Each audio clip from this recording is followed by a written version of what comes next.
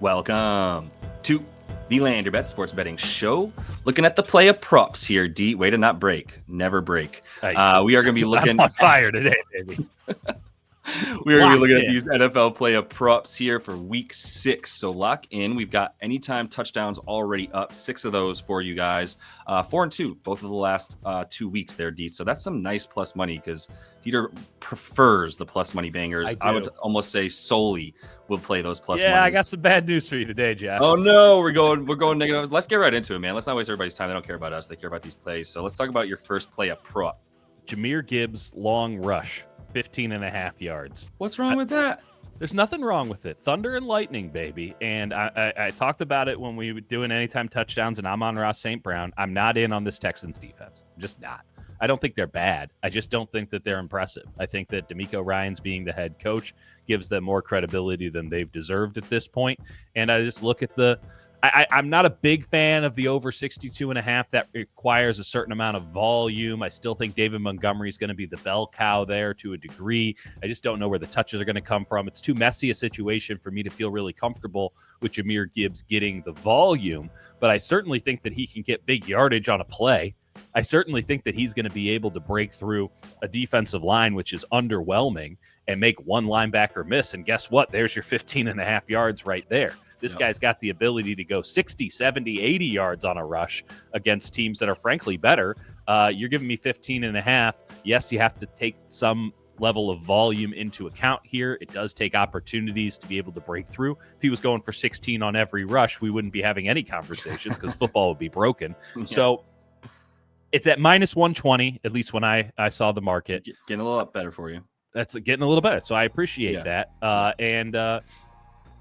I just like Gibbs to break one in this one. And 15.5 is one of those good numbers. I like 16.5 is kind of the golden number there. I think, a lot of rushes. This is totally anecdotal. I'm sure someone could do the data for me. But it does feel like there's a lot of long rushes that are 18, 19, 20 yards. And then there are plenty of rushes that are, 7, 8, 9. I like having that number right there in the middle, maybe leaning one way or another. So when I see 15.5 for a guy who I know can break a big one, I take it. We did it well with Saquon a couple weeks back. I think Jahmyr Gibbs is the play this week, longer than 15.5. If that number had creeped up to 17.5, 18.5, that's where the line was set. Less comfortable, but I do like 15.5. Yeah, and it seems to be an important number for Gibbs too. I mean, he's hit exactly 18 twice now.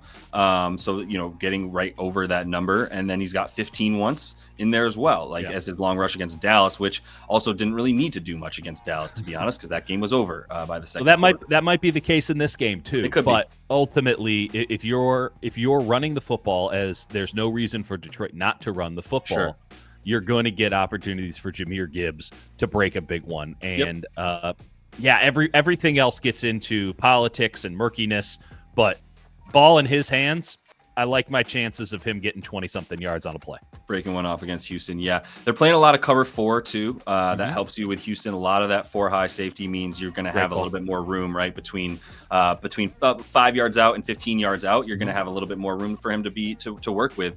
And then once Jahmyr Gibbs is in space, it's the best goddamn offensive line in football. They find creative ways to get their offensive linemen out into space.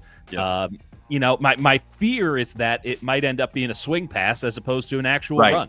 Right. That's my fear. I was going to say, you got to live with some risk, baby. You can only get rush and receiving yards. You can't get long rush or reception or something long like touch. That, right? Long touch would be great. Make a book, long touch. Yep, long touch would be good, but I love it.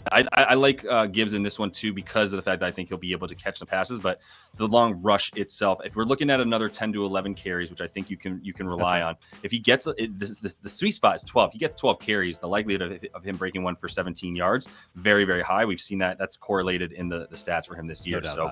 Let me go to a game I talked about in touchdowns. I'm going to go for some Josh Allen here. And I'm kind of giving you a 2-for-1 because I got 4 plays I really like. So I'm just going to give you that and Herbert, to be honest with you. Okay. I think both of them are good for their white boys. Yards. Yeah, we're talking big, sturdy white boys right now. Those are my favorite kind.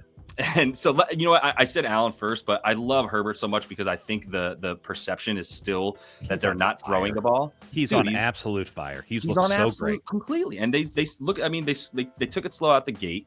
He threw 37 times in the grossest game of the season for them against the Pats.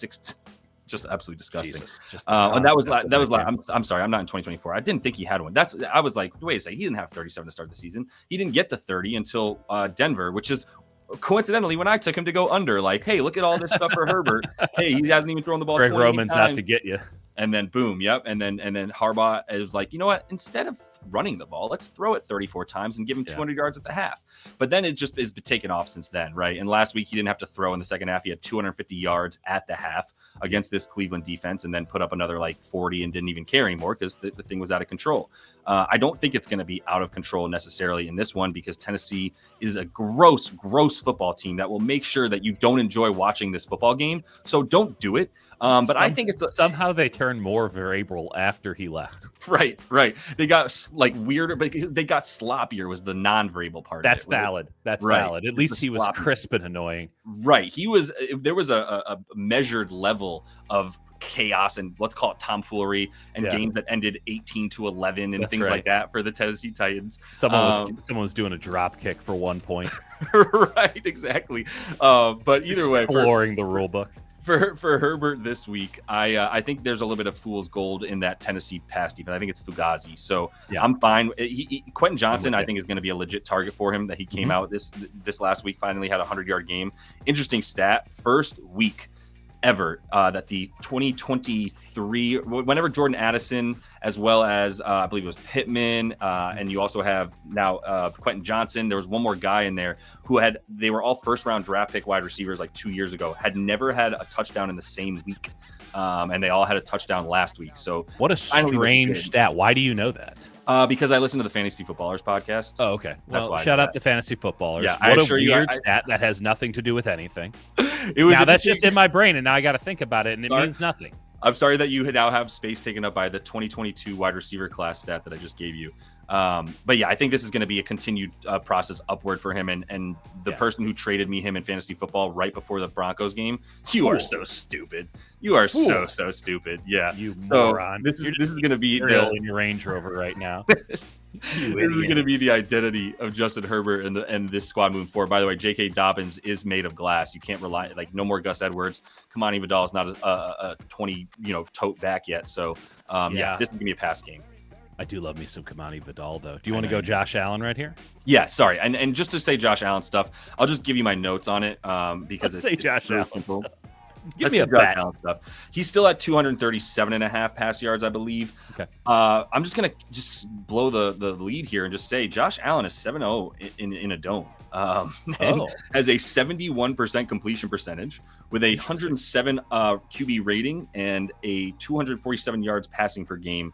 Feather in his cap. So he's downright Goffian. Quite Goffian, yes. Who I believe will be playing in a retractable roof in Houston that will probably be open. But it doesn't matter because even when he's in retractable roof stadiums and you can call it a dome, he's still better. Josh Allen's the same case here. The pass yards, they're nice. You can still get 234.5 on 365. DraftKings has that as well. But I do think that the Colts will have to sell out to stop the run. It's partly why I like Dalton Kincaid to be a little bit more used closer to the goal line because they will sell out to stop James Cook. They don't have a choice. If they would like to limit this team to less than 200 yards rushing, they're going to have to stack that box, and that's going to be a big part of it. So we saw them sell out to stop the run against Minnesota, 284 yards for Sam Darnold, Houston as well. And then, the season high that they gave up to Trevor Lawrence. So I think that Josh Allen is much more capable than Trevor Lawrence in this offense, regardless of his receivers. So I love his passing yards. Little combo there with the Herbert. You take both their overs. You're looking at plus 220 or so on FanDuel. So I like that. That's a nice 1-2 right there. Yes, all right. Sir. Can we throw it over to a game that will not be played in a dome? It will be played outdoors in Tampa, Florida. And this is the 49ers and Buccaneers. I'm seeing Bucky Irving at 29.5 rushing yards. Bucky Irving, the best running back on the Tampa Bay Buccaneers, at 29.5. Now, I can reverse engineer why this market is like this, because they have 3 running backs, right? You have a Rashad White, who's more of a pass catcher, but he's still there. He'll get a carry every now and again. Everyone's feeling great about Sean Tucker. Oh, the Syracuse product, Sean Tucker. He's coming in. He's taking Bucky Irving is the best running back on this team. Now, the other issue that Bucky Irving is operating on is that he hasn't practiced. Well, the son bitch ain't practiced in weeks. He don't practice. That ain't his deal. Yeah. He's on full Iverson tilt. We talking about practice? No. When he gets out there, he makes an impact. We ain't talking about the games that he played his heart out for. We're talking about practice. Exactly. So recent trends not looking great for Bucky Irving, but I'll say this. Baltimore, Atlanta, Kansas City. I mean, Baltimore, Kansas City. What do those 2 things have in common? They're barbecue. Yes. I guess Baltimore. Does Baltimore have good barbecue? Actually, I don't think they do. They're more of a crab situation. That's a really good point. Yeah, I'm sure someone has good barbecue in Baltimore. Oh, is it a really good run defenses? That's right. That's the one. It's not the barbecue. Would you say that Irving is in good spot to Bucky the trend? I would.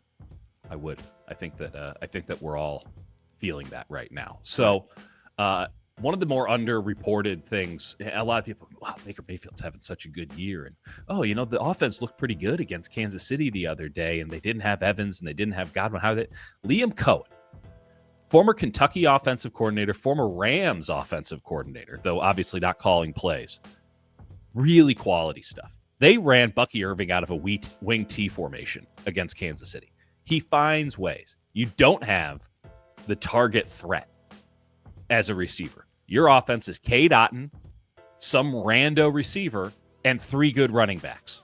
Frankly, your second best receiver is a running back in Rashad White. He is. So they have to get Bucky Irving the ball. And here's another little secret. The 49ers run defense sucks. It's awful. Yes, they have Fred Warner, and yes, they have Nick Bosa. Name me a defensive tackle on the team. Show me the ghost of Leonard Floyd trying to set an edge on the outside. They have Devondre Campbell, who, as my co-host on the Dieter and Hutch podcast, Jake Hutchinson likes to say, because he's played so much, the game is in slow motion. The problem is, so is his body. There was a play with Kansas City that I know Liam Cohen. If he hasn't, he should be fired for gross malpractice. There was a play in the Kansas City 49ers game in which they bring around McCole Hartman on an end around. And Devondre Campbell is supposed to be setting the edge. McCole Hartman runs right in front of him, takes 6 steps before Devondre Campbell realizes, oh, he has the ball. Again, you then look at what the Buccaneers did last week against Kansas City, where they're running the wing T formation to get Bucky Irving a touch coming in from a tight end spot effectively. Do that.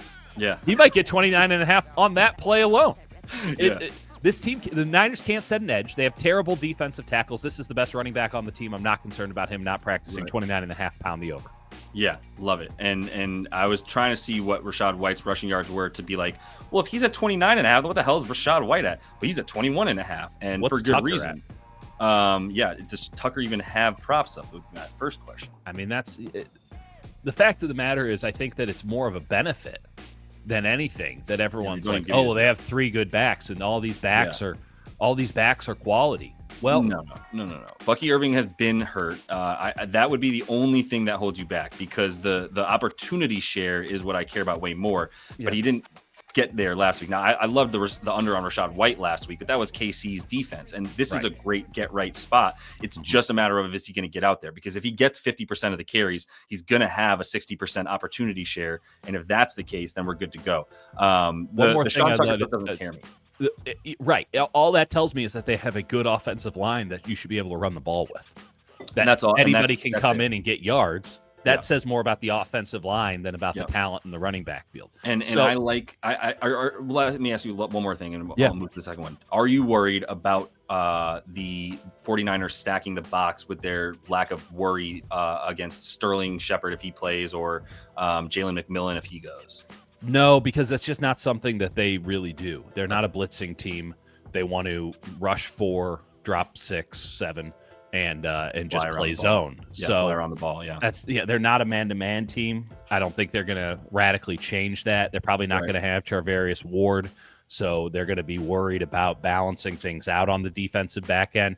You know, Malik Mustafa, their rookie safety, who's been really good as a free safety for them, he's not in there. So they got worries on the back end. I don't think they can be getting funky with it. Yeah. And again, their defensive tackles are just awful.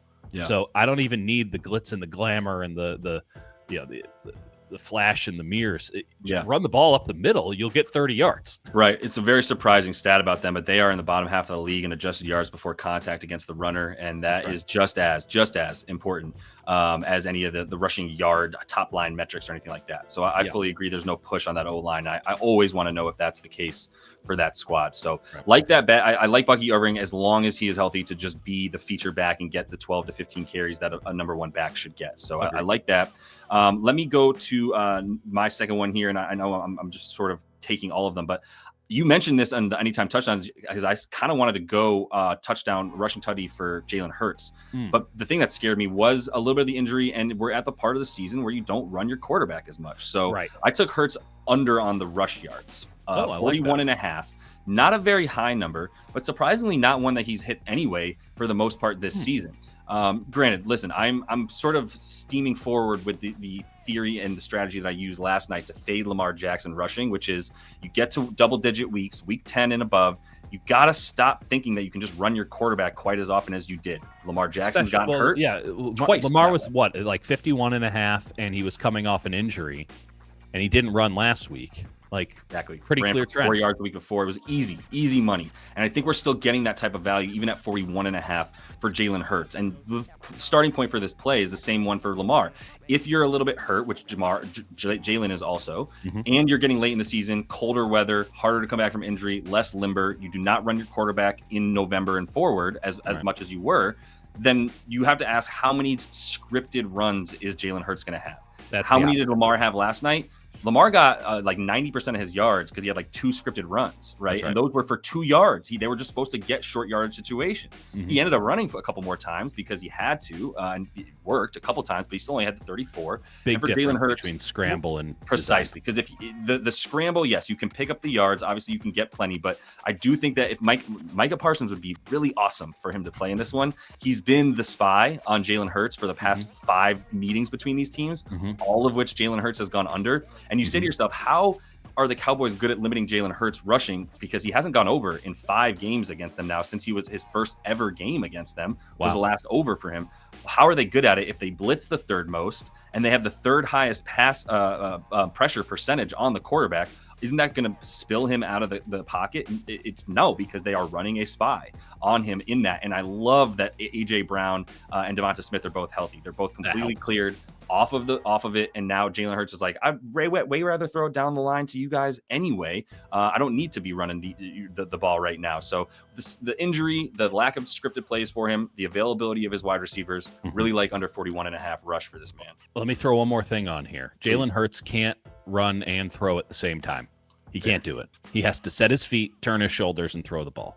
So the idea that the Eagles and Kellen Moore are going to put him in scenarios where he is booting out or throwing on the run, it takes away scramble opportunities. He's going to stay in the pocket in this one because he's got the ankle thing going on, because he can't throw the ball on the run. Stay in the pocket. There's no pass rush. I don't care if Micah Parsons is playing or not. You're going to have wide open gaps on the back end. He can have an easy, carefree game. Yardage. No reason to test that ankle in the least bit.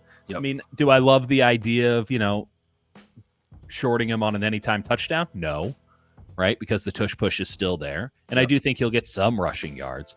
But in terms of designed runs, which is what we're talking about here, if you're still designing runs for your quarterback at this juncture in the season, it's because you want your quarterback to die.